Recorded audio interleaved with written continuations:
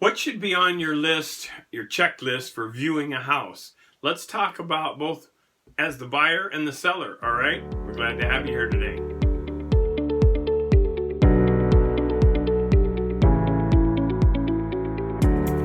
Hey, welcome back. It's David Cathers. Glad you're here again today. And if this is your first time, don't forget to take a second, subscribe, click that little bell so that you can be alerted with our weekly videos on subjects and questions that you're asking and others are asking too that we want to get answered.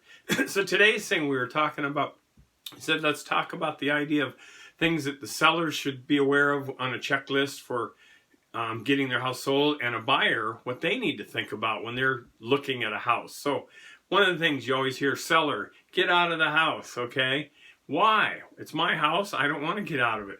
Well, yes, you do, because think about it. If the buyer's coming in, they're going to feel like you're looking over their shoulder all the time, and they want to be able to look through the house and see what things that they like or how their things will fit, and they want to kind of discuss things that they see and what bothers them or what they like about it. So need to give them that little privacy. The other side, second thing, you as a seller, if you're standing there and maybe you've already found the next house you're going to, or maybe you've already put an offer in, or maybe you haven't gotten yours sold and you've already bought the other house, you really don't want that new buyer to know that. If they start talking to you and you just start sharing, oh, I'm just so glad we're moving in with all the, going to be closer to the grandkids or the kids and all that, and we found a house, what does that say? Boom, hey, second mortgage going on right now. They want to get rid of this house. Let's make them a low ball offer. So don't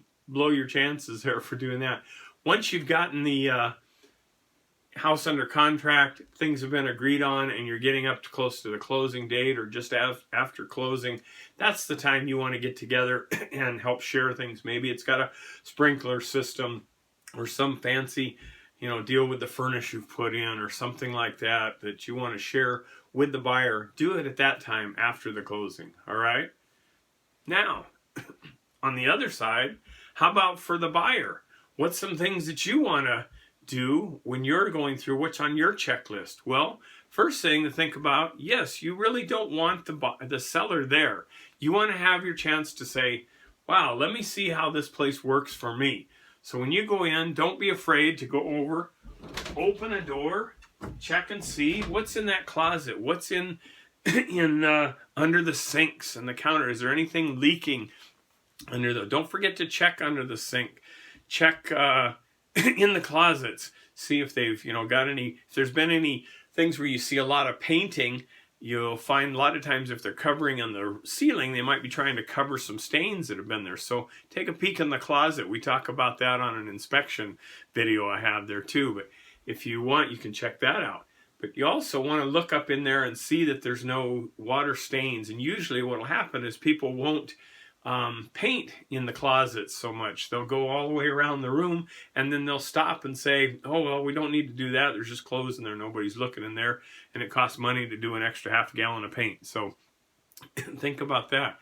The other thing, when you're going through, again, look at it, see how things will work for what you have. Look at where your furniture can go. You can plan out things and you can measure stuff to see what, bring a tape measure along, because if you like the house and you want to say, will my bed fit in this bedroom, or can I put the couch this way, or can I put it that way, where's the TV going to go, all those great things. So take that time just to get that little bit of a measurement.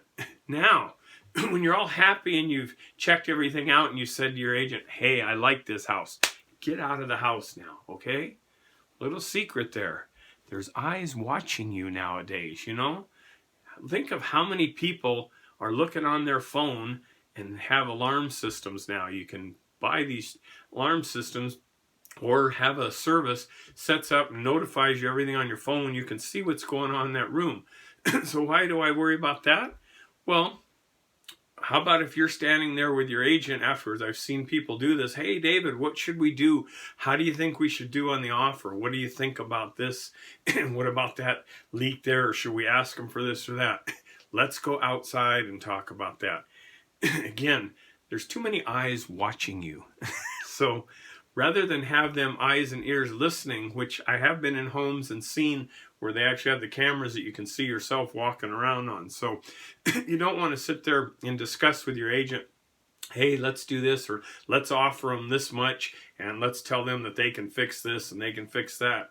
The time to do that is when you give them back the inspection response and you tell them what you found, what you'd like to work with to get things done. Not when you're standing there in their kitchen and they may be monitoring you, okay? So technology has been a great thing. It's nice to have all these little watches here and there when we need it for safety, but you don't need it to help ruin your negotiation for the house. So just a quick point to think about. One of the things for today's list on doing checkoffs for your home lists and when you're buying or when you're selling. So take those, enjoy, and we'll see you next week. All right, don't forget to subscribe now. Bye-bye.